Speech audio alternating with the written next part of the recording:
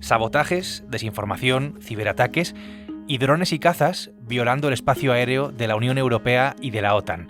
Rusia va golpeando poco a poco, busca crear un clima de inseguridad, división y desconfianza, pero sin provocar una respuesta militar directa que escale, por ejemplo, hacia una guerra convencional. Esta es la guerra híbrida de Rusia contra Europa. Soy Javier Atard y hoy es jueves, es 2 de octubre. El Mundo al Día, un podcast del Mundo.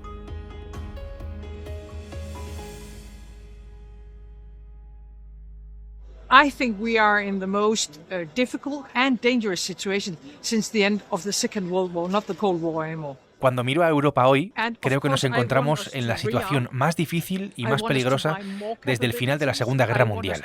Con toda la gravedad de sus palabras, es la primera ministra de Dinamarca, Mette Frederiksen, a las puertas de la cumbre informal de líderes europeos que se ha celebrado este miércoles en ese país. Hoy es el turno de la cumbre de la Comunidad Política Europea. Mi compañero Daniel Viaña está ahí, es el enviado especial del Mundo a Copenhague. Le pillo ahora mismo trabajando en la sala de prensa. Hola Daniel, ¿qué tal? ¿Cómo estás? Muy buenas, Javier. Saludos desde Dinamarca. ¿Qué tal? ¿Cómo estás? Everybody recognizes now that there is a hybrid war and one day it's Poland, the other day it's Quiero que empecemos hablando sobre esas palabras de Frederiksen, que desde luego creo que han resonado en toda Europa, hablando directamente de la guerra híbrida ante la que nos encontramos. Comentaba exactamente eso, que Europa está ante su momento de mayor peligro, ya no desde la Guerra Fría, que es una referencia que hasta ahora se utilizaba habitualmente, sino desde la Segunda Guerra Mundial. Frederiksen, además de acoger esta reunión, también es la primera ministra de uno de los países que están más bajo el punto de mira de Putin, y es un país del norte, en definitiva, una voz muy autorizada para hablar de esta nueva situación en la que se encuentra Europa, además de alertar de la gravedad del momento. También pedía que todos los países se rearmen, y eso lo hacía cuando le preguntaban en concreto sobre Italia y España. No decía directamente España debe rearmarse, pero sí le han preguntado, primera ministra, ¿qué cree usted, qué opina usted de la situación, de la predisposición de España e Italia? Y ella era muy clara al decir, todos debemos rearmarnos. Esto es muy interesante porque creo que refleja bien la situación ante la que se encuentra ahora mismo Europa y las tensiones entre los distintos países, sobre todo los del norte, que están pidiendo más gasto militar común a los países del sur. De Dinamarca a España o Italia, por ejemplo, reclaman solidaridad mientras recuerdan toda la ayuda financiera recibida en el pasado.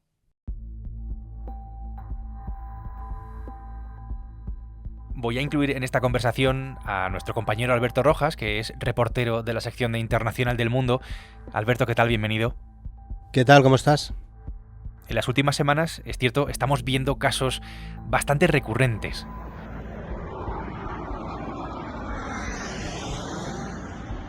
Cazas rusos como estos en Estonia, unos drones en Polonia y otros sobre Dinamarca, caos en aeropuertos de media Europa por ciberataques también contra otras organizaciones públicas y privadas, por ejemplo en Francia, provocaciones de todo tipo, sabotajes. Este es un poco, digamos, el menú, el catálogo de las acciones de Rusia sobre Europa y sobre la OTAN. No son ataques militares, digamos, abiertos, y los blancos principales son países que directamente apoyan a Ucrania y que apoyan además el refuerzo militar. Polonia, los Bálticos, Francia, más que otros países un poco más neutrales en todo esto. Europa, Alberto, está bajo ataque, está en medio de una guerra híbrida con Rusia detrás de todo esto y además sin molestarse demasiado en ocultarlo.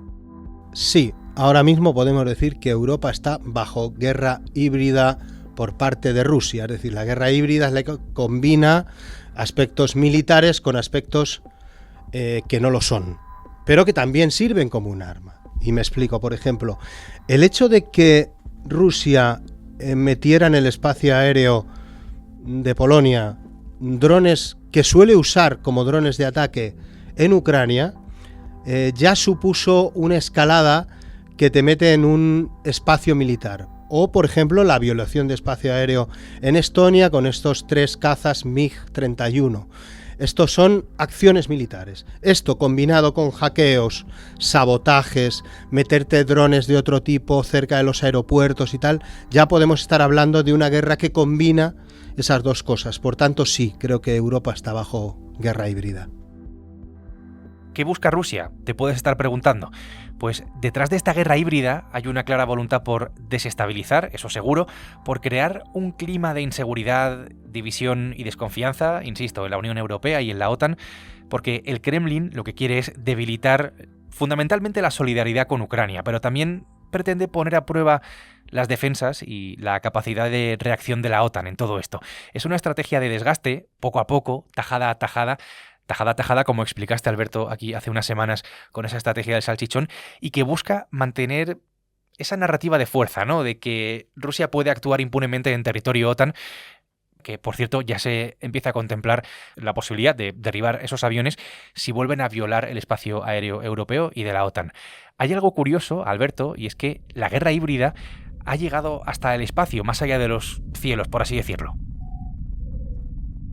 Sí, esto fue una denuncia del ministro de Exteriores de Defensa, alemán, de Boris Pistorius, que él dijo que Rusia estaba empezando a colocar sus satélites de tal manera que estaban interfiriendo en los satélites del ejército alemán. Incluso había riesgo de que colisionaran y que pudieran hacer que los satélites alemanes perdieran su conexión y que por tanto dejaran de funcionar. Eso es un ataque también si quieres, híbrido en el espacio, que tiene su importancia y su riesgo.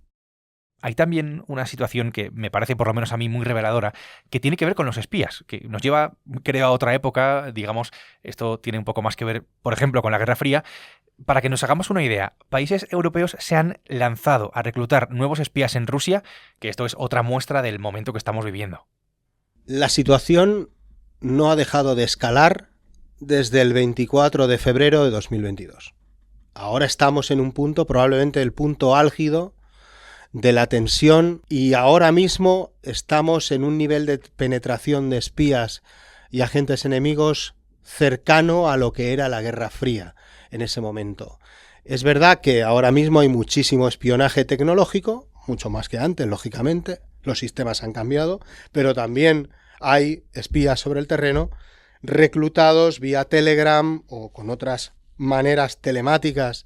Ya, si quieres, puedes reclutar a gente que está desesperada pagándole criptomonedas para que haga esto o lo otro, y esto lo estamos viendo, por ejemplo, en la gente que está haciendo sabotajes en Europa. Suelen ser nacionales que no saben muy bien para quién es el trabajo, pero que reciben un dinero y lo hacen, y luego los detienen a casi todos, claro.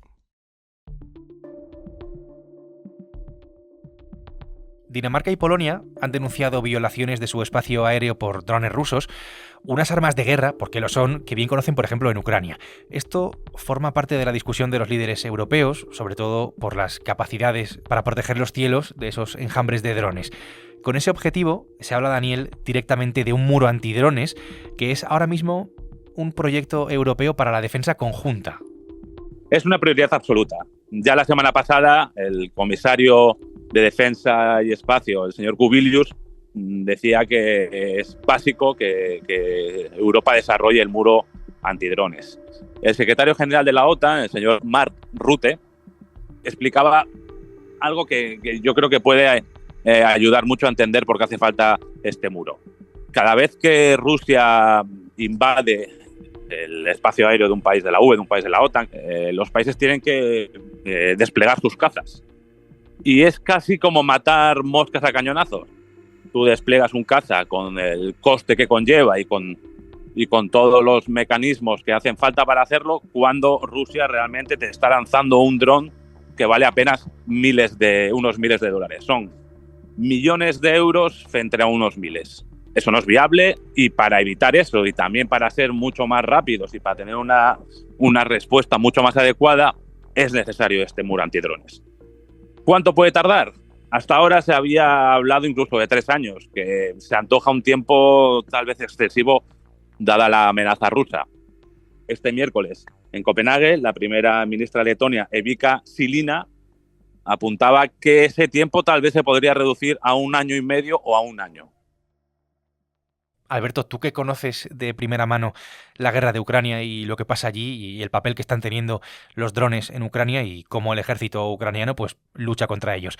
Para que lo entendamos los oyentes y yo, ¿en qué consiste esto del muro antidrones? ¿Cómo funciona para que no haya que matar, como decía Daniel, moscas a cañonazos? ¿Es exactamente un muro de drones lo que moviliza a Ucrania contra Rusia? Pues no, no es un muro, pero sí es como una especie de tela araña, es una defensa por capas.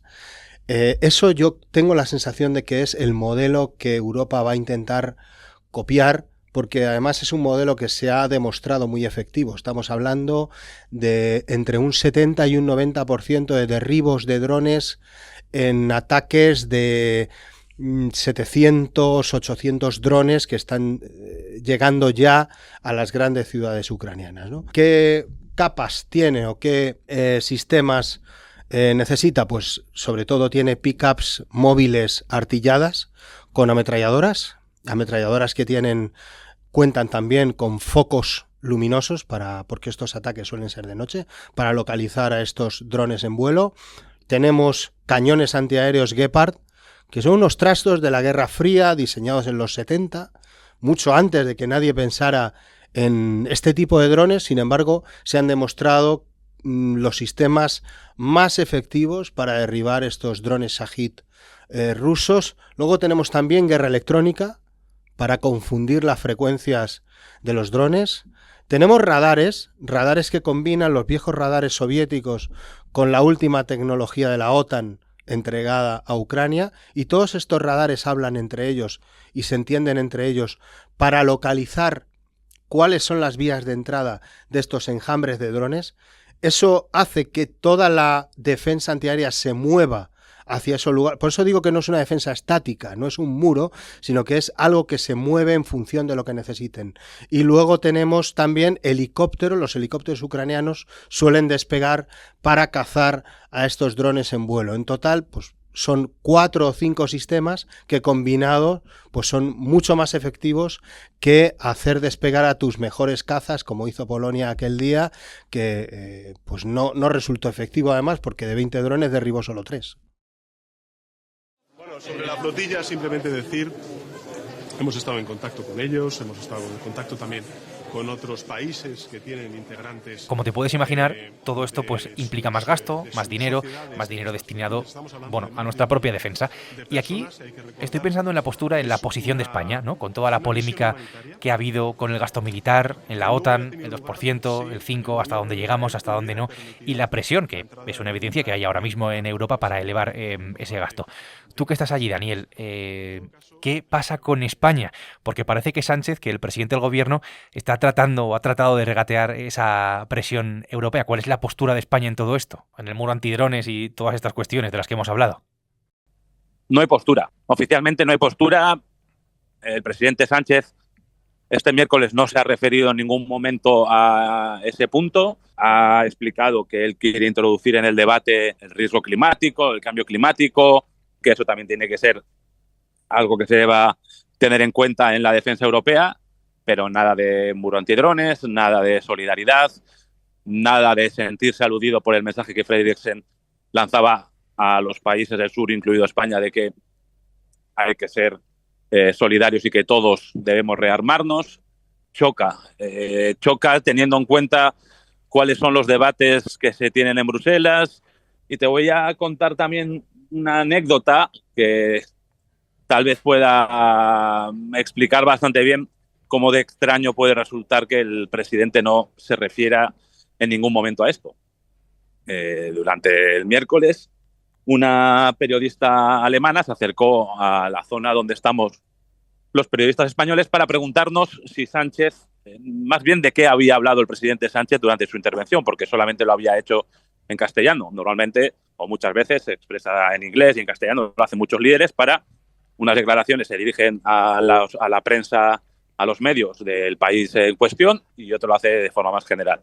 En este caso no realizó ninguna declaraciones en inglés, entonces esta periodista que te comentaba vino a preguntarnos si había dicho algo acerca de drones, solidaridad, defensa. Dijimos no, solamente sobre la flotilla y sobre la necesidad de introducir el cambio climático, la acción climática en la agenda. ¿Pero nada más? No, nada más. Y eso es un poco lo que evidencia la extrañeza y lo que choca el discurso del presidente con respecto a lo que se habla en los países, ya te digo, del norte de Europa, pero no solo, también centroeuropeos e incluso algunos más yendo hacia el sur. Pues esto creo que es muy revelador también de lo que está pasando ahora mismo en Europa, mientras estamos, que es una evidencia, en una guerra híbrida directamente con Rusia. Daniel, te dejo seguir trabajando. Gracias por tu tiempo. Muchas gracias, Javier. Un abrazo grande. Cuídate. Alberto, gracias. Un placer, como siempre. Gracias a ti. Daniel Viaña, desde Copenhague, y Alberto Rojas han hecho posible este episodio del Mundo al Día. Un podcast, ya lo sabes, que puedes escuchar todos los días en la web del Mundo, en elmundo.es, en las principales plataformas de audio, donde puedes seguirnos, puedes seguir al Mundo al Día, y también a través de la radio digital. Mañana viernes más. Has escuchado El Mundo al Día, un podcast del Mundo.